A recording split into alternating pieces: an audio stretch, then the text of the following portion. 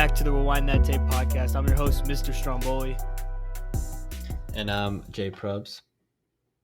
and we are back with another episode on the Rewind That Tape podcast. And today, Yes, sir. day in sports, biggest thing on the ticker is the NBA Finals. Game 2 was tonight, and it was as exciting as I was hoping for. I mean, this was a great back and forth game. I mean, Probs, what were your what are your post game takeaways on what we saw tonight? I mean, kind of that the Nuggets blew it. I mean, they had the after kind of a little bit of a setback, 11-point deficit. They came back. They were in control of the game. Um, Crowd was on their feet. It seemed like the energy was in Denver, and I don't know. They just, I mean, Jokic had an amazing third quarter, but they just let it slip away. I mean, I don't know. It was a combination of Miami just getting a bunch of open threes. I mean, not even open; they were just hitting their threes, and then Denver came back a little bit, but they just didn't have enough firepower. That last shot, man, I don't know. In my opinion, you take a Yeah. timeout there because it's such a and the shot that you got was so bad. I don't know. I think you take a timeout to at least talk it over. Yeah, I completely agree on the timeout. I mean, that's got to fall on Denver coaching Mike Malone, and yeah, Malone, Mike Malone. But I mean, honestly, I think he was trying to do what's best for the team. He looked over and thought like we're on a run here.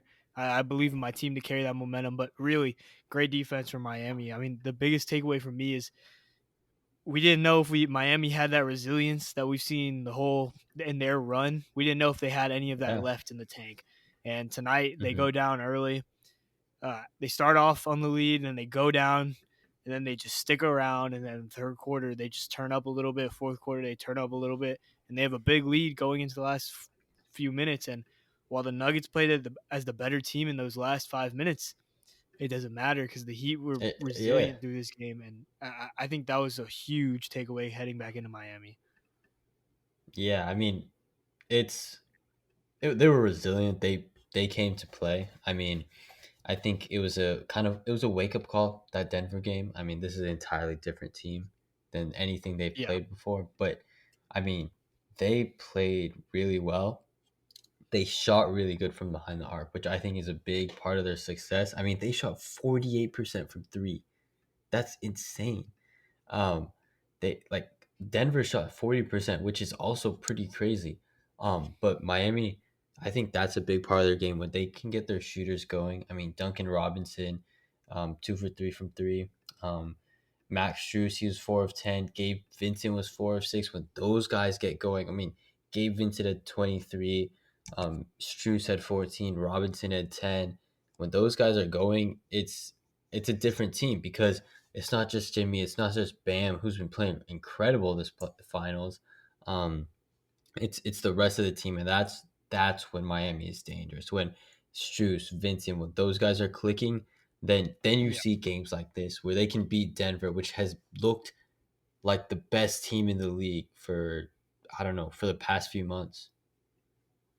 Yeah, I mean, you look at the 3 point percentage. I'm glad you brought that up. Game one for Miami, 33%, not the best of work from them. And then game two, they just clear it up to 48. I mean, that was definitely, I think that attributed to a lot of their success tonight. And I mean, Denver, Hmm well, 39%, you're looking at that and you're saying, wow, that was amazing. I feel like in the back half of that game, those last 5 minutes, especially Jamal Murray hitting some big ones. I think Aaron Gordon He hit a big did. one down the stretch.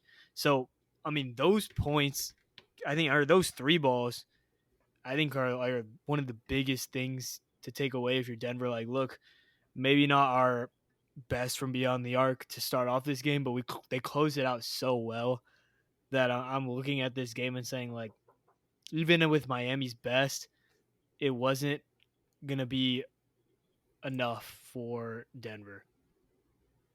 Yeah, for sure. I think you kind of look at this and you see that Miami played their heart. I don't even know if they have another game like this in the bag. And the fact that Denver was 3 points away from, like, it was a 3 point deficit and Miami played so well. I think this bodes well for Denver for the rest of the series. And for Miami, you're like, can this production be replicable? Um, can you shoot 48% from three? Can Gabe Vincent give you 20 plus? And I mean, I don't know. Can Kevin Love give you those starting power forward minutes? It's a lot of ifs, and I mean, Miami got it done today, but it's a 7 game series for a reason. We're gonna have to see if they can do it for the rest of the series. Yeah, I mean, I think a question for you that I'm wondering what your take is how did you like? How much did you like the change for Kevin Love to be in the starting lineup? I mean, we haven't seen a lot of him in Miami, and I feel like in that last series against Boston, we barely saw him, but he had more volume minutes Mhm. in the previous two series, and I think starting tonight he made a great impact. But what are your thoughts on that going forward? Yeah, I think I mean me and Cash alluded to this in our previous episode, but I mean when we were digressing that game one, Miami just didn't have enough size. Jokic was bullying them, Gordon was bullying them. They needed someone with size who could who could stop them from getting bullied inside the paint. And Kevin Love brings exactly that. I think he counteracts Aaron Gordon quite well. Um, and I mean, 10 rebounds, that's exactly what you want from a power forward who's there to get rebounds to play defense, and he did that 100%. And if he keeps giving them these quality minutes, I mean, you're gonna coach. The Miami Heat are going to have to keep playing him 22 minutes, which in the grand scheme of thing isn't that much. But he played Yeah, quality minutes. He kind of eats up that time when Bam isn't on the floor. Him and Cody Zeller. Even though Cody Zeller only had like 8 minutes. But yeah, I think that's where it's important. Where Kevin Love can eat up those minutes that Bam Adebayo isn't playing, and then also complements him. I think he plays super important role in their defense, which is miles ahead of what they played in Game One. yeah. I mean, it looked like they tried Zeller game one. That obviously Didn't work. didn't. I didn't like how it worked too much tonight. Zeller on less minutes, he hit both his shots from the field. I mean, I think he played a lot better today, but Kevin Love's Small presence sample was able size. to open that up. Yeah, and we like yeah, I agree. Like that was not. I thought we were gonna see more minutes from him. Obviously, he's gonna be on the older side, so we can't like expect that much. But Yeah. the Miami bench is so deep that it's hard to pick every single player. I mean, throughout the playoffs, Lowry, Duncan Robinson, Martin, they've all been huge parts of individual series, and you see today they just they're just contributing. And how about Max hmm Strus, a guy that struggled in the last few games, and today he really turned it on. Big points early. It just seemed like he was starting to hit his groove a little bit, and I mean 40% from three today from him. I think it was a big night for Max Strus to kind of pick it up heading back home, maybe have some momentum. Yeah, I mean, it seems like a lot of their shooters got that momentum. Shoes, Vincent, and that's important when you're a team that shoots well. It's important to have that momentum because Strus is such an instrumental part because I mean, not even when he's shooting the threes. I mean, his spacing that he provides, his defense. I mean, it's just he's such an instrumental part of this team on both ends of the floor. And I mean, when he's hitting the shots, an entirely different thing. But I wanted to move on to the Nuggets here, and there are a few parts of the game that I didn't like. I mean, KCP, I think he had 2 fouls on the 3 point line, and one of them on Kyle Lowry in fourth quarter. I think it was like 5 minutes left or Yeah. 10 minutes left, and that was just like, come on, you can't do that. That was a game breaker. I think. Well, a massive game breaker. Yeah, 100% agree. I remember the foul you're talking about. I mean, an effort play, in my opinion. I hmm mean, you got to finish this game. I mean, I know you're down, but I agree that was a huge blow. That took away some. I mean, if there was any momentum, I think Denver was still down by a little bit at that time, but I mean, they were still fighting. I mean, I did like. I mean, I like the way Jokic played tonight, but I don't think like what I'm trying to say, I guess, is I don't His hate the way assist he number. played. But yeah, I think that we heard it on the broadcast over and over again.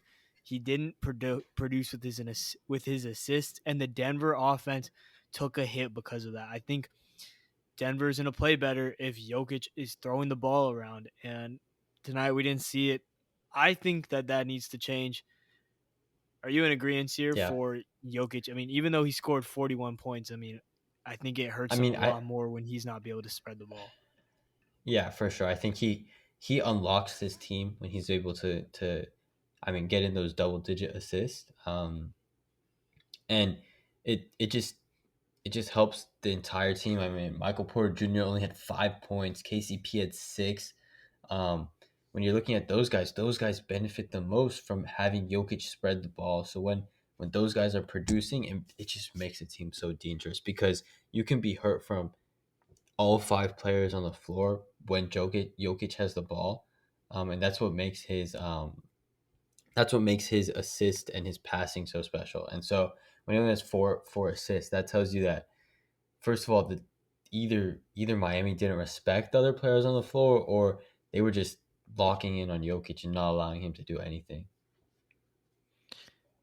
Yeah, I mean, I think we saw Jokic drive a lot more today, which I think I Mm-hmm. think like when you look at it from that like tactics perspective, you want him like almost at the free throw line, like running the offense quarterback style, but a lot more attack from Jokic today. And look, the score line for him is he put up 41 points. So I mean, obviously the attacking is Uh going to huh. work, but like you alluded to earlier, I mean, MPJ not getting a productive game, Caldwell Pope not getting a productive game, and I mean, Christian Braun, by the way, we'll talk about him later. He was impressive tonight, but those MPJ and KCP are both guys that I think Memphis needs for them to at least have a threat because that forces Miami to get wide.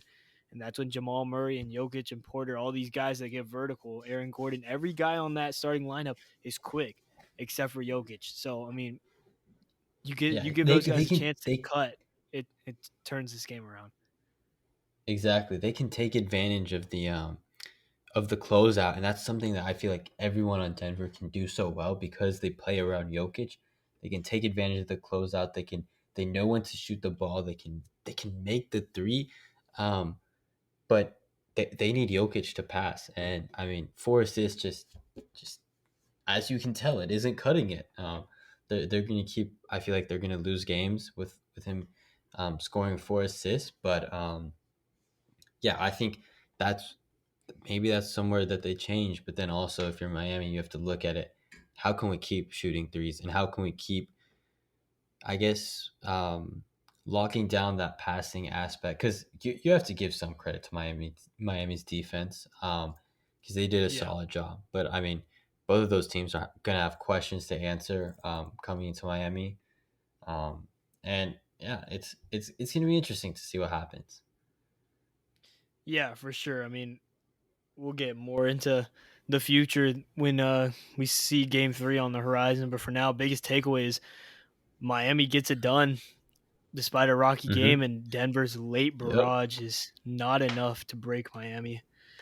That's all we got for you guys today on today's episode. We appreciate you guys so much for listening. Make sure to check out our website at rewindthattape.com and hit us up with a follow on our social medias on Instagram, on Twitter, wherever you can find us. We appreciate y'all so much. We'll see you guys on the next one.